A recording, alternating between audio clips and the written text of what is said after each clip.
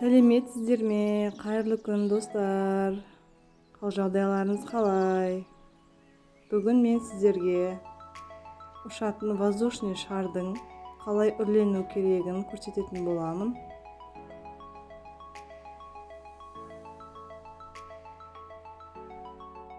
Бізге керекті құралдар. Бұл біздің гелевый баллон. Осы баллонның ішінде шарға арналған атмосфера бар. Мына басында көріп тұрғандарыңыз қызыл, бұл редукторы. Шарды үрлеуге көмектеседі.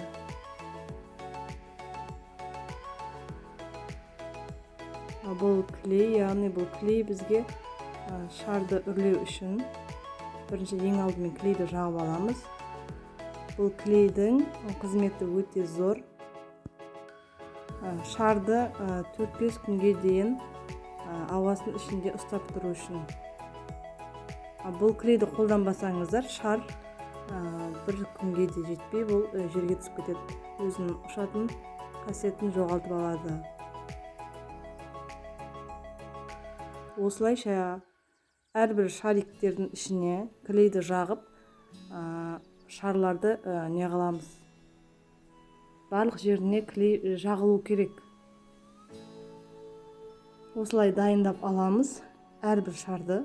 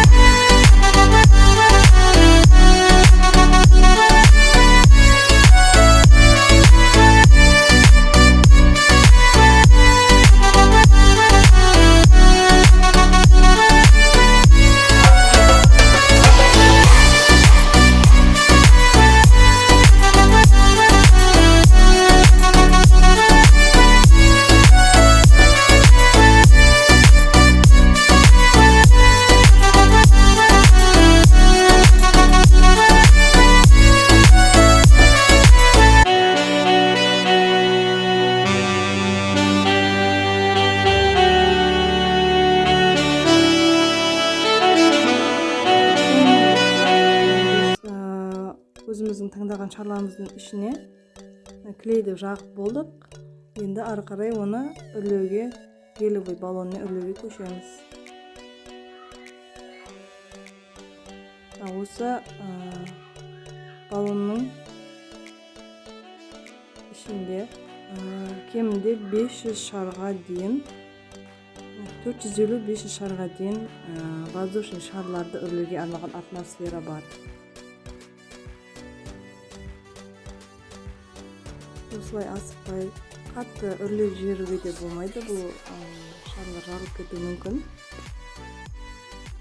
Өзінің белгілі бір деңгейімен үрлейміз. Қатты кішкентай, қатты үлкен де болып кетпеу керек. Осылай лентаны байлап, лентаның ұзындығын 1 метрдей көлемде қырқып дайындап қойсаңыздар болады. Если заказдарыңыз көп болып жатса, қолды ұстамас үшін.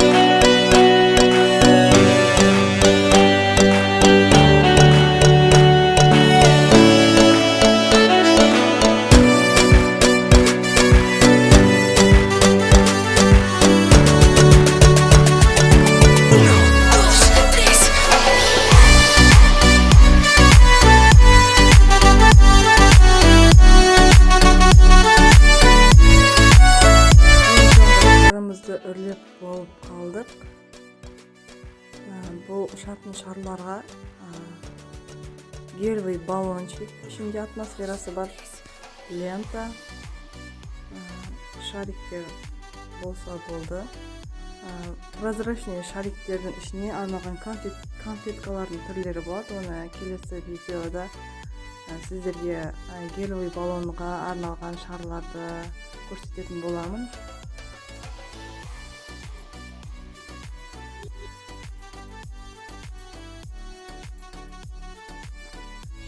Шарларды үрлеп болгандан кийин осылай баллондун бурамасын обязательно жауып кою керек.